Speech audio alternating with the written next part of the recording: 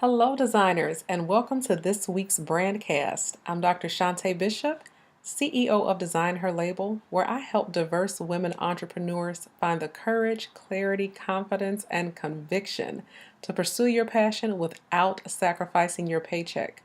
Welcome to this week's Brandcast. This week, we are going to wrap up our financial series, and we are going to talk about closed mouths don't get paid. This is going to be an appropriate ending to our series. We've been talking about our finances and getting our finances in order because unless you have a secure financial foundation, unless you really truly understand your relationship to and with money, you're going to struggle as an entrepreneur. And so this is going to be discussing one of the biggest struggles that entrepreneurs have, which is actually asking for money, asking for the sale. And I know that as I say that, some of you are cringing because entrepreneurs tend to be these really high achieving, independent, people that tend not to ask for help, let alone ask for money. But the bottom line is when you're in a business, your business is to make money. And I really want to underscore this is not about an obsession with money. This is not about, being greedy or materialistic. But the fact of the matter is, when you have limited resources, you have limited options. When you have limited resources, you are limited in the scope of what you can accomplish. You are limited in the scope of people that you can serve. And so that's why we started this month making sure that we had a firm foundation in our finances and really understanding that relationship so that we can be profitable in 2014. So before we get started, I do want to make a quick announcement. Registration is open for my financial training intensive 90-day 10K. I'll tell you guys a little bit about that later, but I do want to let you know that as of today, registration is open. And at the end of this Brandcast, you guys are going to be able to sign up for that. It's February 27th. I think somebody told me that that's the same day that Scandal comes back on, which I completely appreciate that. I will certainly try to have you guys done before Scandal comes on. But of course, that is the beauty and the magic of DVR, so you guys can tape it. But this is a special training intensive with me. We're going to be getting very deep into the strategies that it takes to build your first five figures. And for some of you that have done this before, giving you guys some new information about what it means to do that in the digital age, because the game changes. I mean, making money is a fairly straightforward process, but if you don't have a system and a strategy for that, you are going to be disappointed with your results. So that is going to be a special training intensive February 27th, but I'll talk to you guys more about that a little bit later. So I want to start with missed opportunities. This is something that struck me. I was looking at the Facebook post of a coach who coaches people in business and revenue strategies. And this is what her post said. She said, I get saddened by the number of emails I receive on a weekly basis saying, I need you to coach me. I need a mentor. It's time to find my passion and purpose, etc. Then I reach out only to hear the most and best of excuses. No money, no time, no opportunities, no energy, hurt feelings. I've been backstabbed. I'm having surgery soon. Obama is president, and I hate that, etc., etc. Listen, the only way to create success is to reduce your excuses and explode out your efforts. It takes effort to create success. And when I read this, I completely felt her frustration because the fact of the matter is that is the number one reason why people tend not to take action is because, lack of money, or sometimes it's not even a lack of money, but they feel like they don't have time to really commit to it because they know that if they hire a coach or if they hire a strategist, then that means that they really have to make good on that investment and they're not comfortable with that level of accountability. But the fact of the matter is that when you don't take action, every day that you're not taking action, moving towards your goal, your passion, your purpose, is another day that the people that you need to serve don't get served. They don't get access to you. It's also another day that you live with the frustration and kind of that gnawing feeling that you need to be doing something else when you're living with that feeling of, gosh, is this all there is? Is this really what I went to school for? Because if we're being perfectly honest, a lot of us, a lot of you listening to this broadcast, you work very hard for a degree and that degree is not working for you. So you have student loans or you have other debts accrued with pursuing your education. And I'm a college professor. Colleges are very good at taking your money, but they don't do as good a job as telling you how to make that money back and put it back in your pocket. And so that's where I come in. So if you fall into this category of you really want to do something, but you're not ready to take action, then that is a missed opportunity.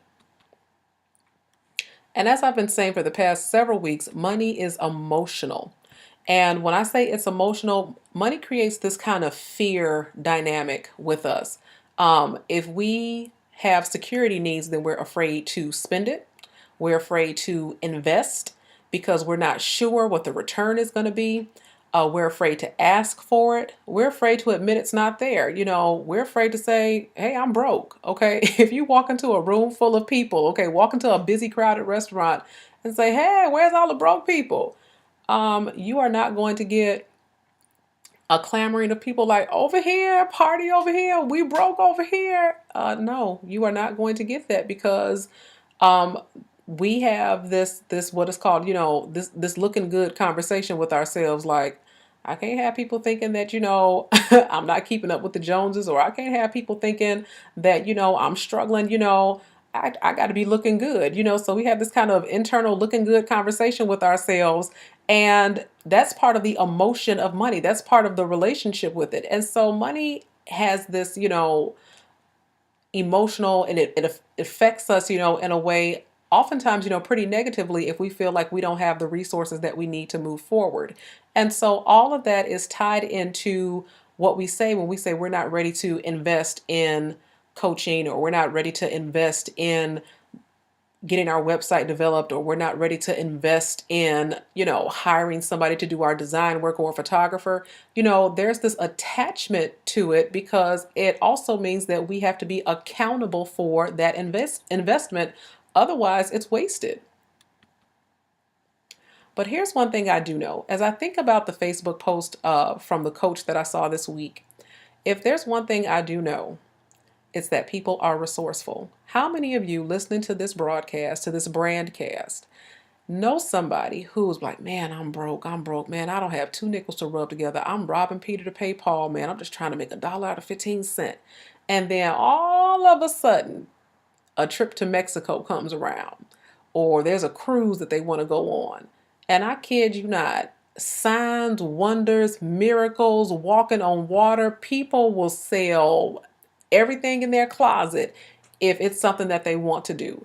Whether it's a trip, a vacation, whether they want to get their hair done, if they see a new handbag that they just have to have, if there's a concert that they really want to go to, if the final notice is stuck on the door of their house, like you about to get put out, it's the first of the month, it's the rent is due, and if you don't come up with this money, your stuff is out in the street. People are very resourceful. People will find a way to make a way. Okay, they will, as they say, make a way out of no way. And so people are very resourceful. If it is important enough to them, people will do it. I remember being on Facebook right around Black Friday or Christmas time, and there were lines. It was all on the news. There were these lines of people lined up for hours, for blocks, waiting for what? Gym shoes. The new Jordans were coming out. And, it was that important to them. And so that is just more evidence that when something is really important to people, people will find the resources to make those things happen.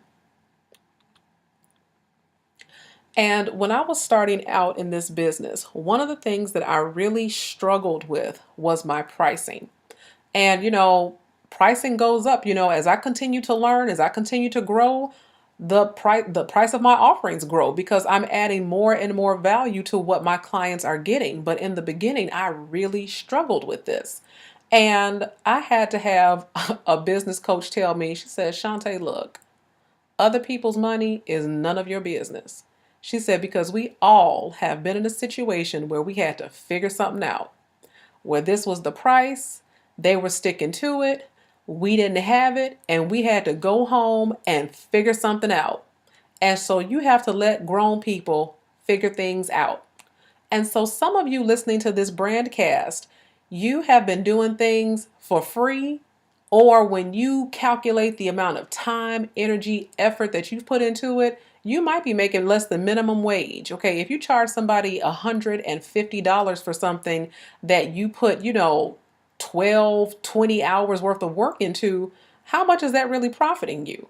And so a lot of us, tend to do that. We're afraid to ask for what it's worth. Okay, we're afraid to ask for the value because we are trying to protect what's in other people's pocket. But the truth of the matter is, other people's money is none of your business. Say that with me. Other people's money is none of my business. And so, what we need to be focusing on as entrepreneurs is our own business. And if your business is not making money, then you don't have a business. You have a really expensive hobby. And most of us are not putting in this kind of time and energy and effort for an expensive hobby. Now, if you are, there's no judgment here. I mean, sometimes people have expensive hobbies. Skiing is an expensive hobby. Surfing is an expensive hobby.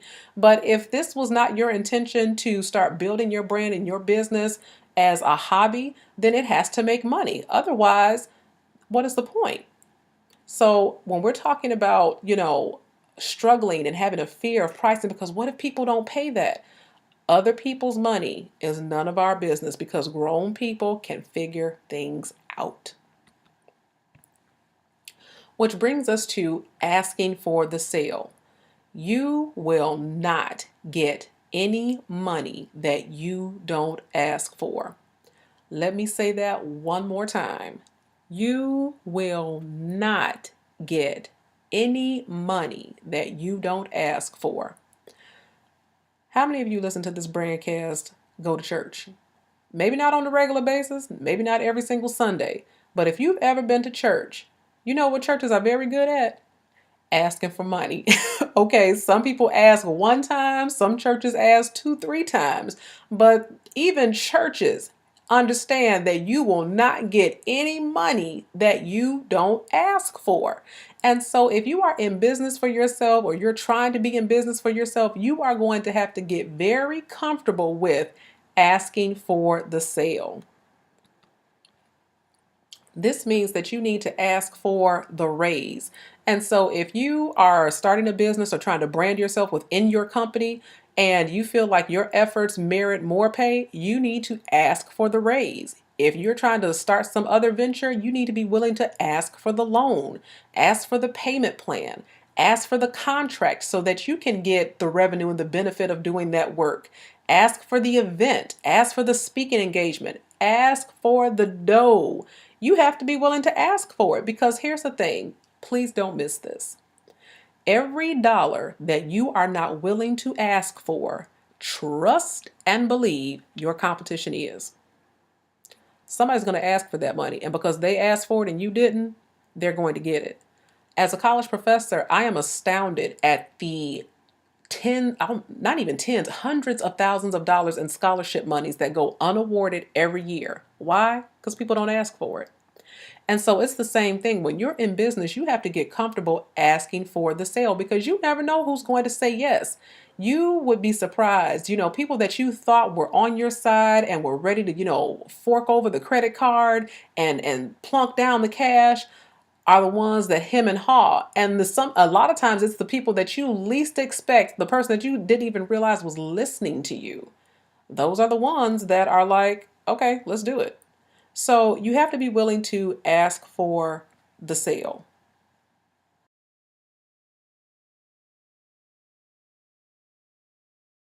And please don't devalue what you offer. Because when you devalue what you offer, there are some clients that you will turn off just because you're too cheap. And not you personally being cheap, but what you're offering is too cheap. Think about it. If you walked into, I don't know, Nordstrom, Saks Fifth Avenue, Barney's, and you saw a smoking pair of Jimmy Choo shoes, and you turned over the bottoms and it said that they were $26, you probably would stop, look around, wonder, is this candid camera? Am I being punked? You know, was this mislabeled? You would be immediately skeptical if a pair of Jimmy Choo shoes were only $26, $27. You're like, something is wrong with that picture, or these are not real Jimmy Choo shoes. You would be skeptical. And so a lot of times when you devalue what you offer, you turn off a lot of clients because people feel like if this is really what it's supposed to be, it wouldn't be this cheap. And so you're leaving money on the table by turning clients away because you're not charging enough. We'll talk a lot more about this in our 90-day 10K training intensive, but that's one of the biggest reasons why people tend to lose money is because they devalue their offerings. So don't devalue, don't apologize. Like, I'm sorry it cost this much, because when was the last time you walked into, again, a Nordstrom, a Macy's, a Bloomingdale's, a Barney's, and the salesperson walked up to you and said, I'm sorry, this handbag is so expensive. I'm really sorry about that. I know, it's a recession and times are hard. I'm sorry that these shoes cost this much. I'm sorry that this handbag cost this much.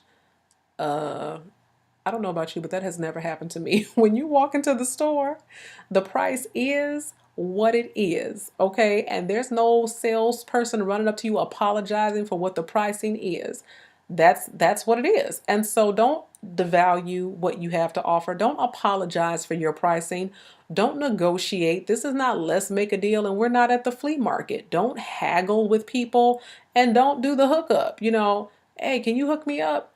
Now, as I always say, my motto is if you want to help people, help people. Okay. If you want to offer somebody something at a lower rate or you want to waive your fee for something, then by all means, you should do that. But it should be clear that that's what you're doing and that this isn't something that is worth less than what they're getting it for. And the reason why people tend to negotiate, the reason why people tend to apologize and haggle and say, well, usually what my price is for this is such and such, but for you, I'll do it for this and that. You know why people do that? Fear. Remember I talked about this, how money is emotional and people tend to have like this fear dynamic that money creates. They're afraid that if they say what their prices really is, or their prices really are, sorry, that they're going to lose somebody. But you know what? That's okay, because everybody is not your client, and that is okay.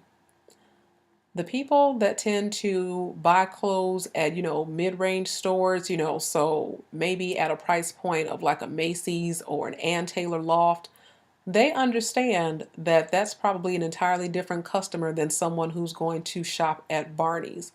That's okay. Barney still exists and Barney still gets their money, and Taylor Loft still gets their money. Everybody is not going to be your client, and that's okay. But when you start, slashing prices and having fire sales and here's a special here and here's a special there, then really what you're doing is making your business everything but special. You should, especially if you're trying to be a premium brand, you should create some level of exclusivity, okay? Because you don't want a broke client, okay? Because a broke client, more times than not, tend to bring a lot of additional issues that you don't want to deal with. You want to bring somebody to the table that understands that they have to invest in their success, that understands what quality is, that understands that good work is not cheap and cheap work is not good. So you want to bring somebody to the table that understands that instead of chasing every dollar that might, potentially come through the door. I was reading a book. It's called Everything I Know by Paul Jarvis. And one of the things that he talks about is this relationship that we have with money. And I'm paraphrasing, but one of the points that the book makes is that you can measure how much people value what you do by their willingness to pay for it. Where a man's heart is, his treasure is also. If you want to tell somebody, if somebody tells you, what's important to them, say, okay, show me your bank account, because their bank account will tell you what's important to them. Where a man's heart is, that's where his treasure is. And you can measure how much people value what you do by their willingness to pay for it. Not how much they value you, but how much they value what you do and what you have to offer. And as entrepreneurs and brand builders, it is our responsibility to make sure that we articulate the value of our offerings. which brings me to the value of what I'm offering. Shameless plug, great segue. As I said, registration is now open for the 90-day 10K training intensive. And basically, February 27th at 6 o'clock Central Standard Time, we are going to be getting to the down and dirty strategies about what it really takes to make $10,000. Believe it or not, and I know there might be some skepticism here, it's really not as hard as we tend to make it out to be. We tend to complicate things and we tend to overthink things. But I'm telling you, as sure as my name is Shantae, making $10,000 is not hard. And when I realized that, I got excited about staying in my business. I said, you know what? This is all right. And there's so many ways to do it. And the fact of the matter is that what we really need are systems. It's not a secret, it's not magic, it's a system. Because sometimes we sit back and we look at other people, with this six-figure success, and multiple five figures. And we're like, okay, what am I not doing? Okay, what do they have that I don't have? Was there some sort of secret club? No, it's not a secret club. They have a system. And so I'm going to show you the system. And so I want you guys to head over to designherlabel.com/90-day 10K. And you can get into this training. Now, I do have to limit the number of attendees because since it's a training intensive, as I said, I'm a college professor, and this for me isn't about getting as many people in the seats as possible. For me, this is about getting quality committed students and having quality control, because there's also going to be a bonus session after the intensive for questions, and it's really hard to manage 150 questions. Okay, so there is limited space for this, but you guys listening to this Brandcast, you have an opportunity to head over there right now, designherlabel.com/90-day 10K.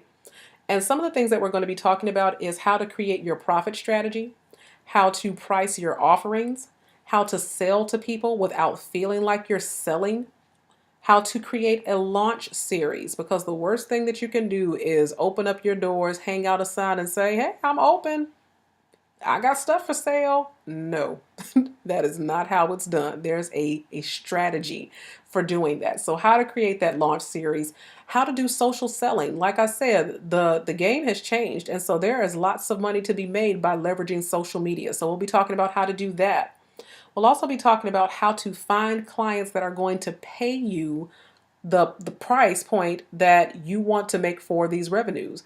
And so the thing is, there is a certain client that will pay or invest a certain amount of money in what you have to offer. And so what we'll be talking about are what are the strategies for finding those clients so that you're not spinning your wheels wondering what you're doing wrong and where these people are. Because when you do that, that's when you start to get desperate. That's when you start to devalue what you have to offer.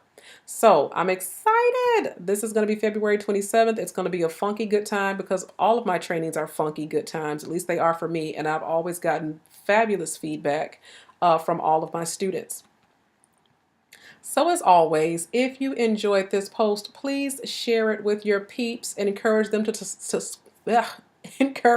subscribe to Design Her Label. And please do follow me on Facebook, Twitter, and Instagram. I would love to see you guys over there. Thank you so much for listening to this week's Brandcast. I will see you next time.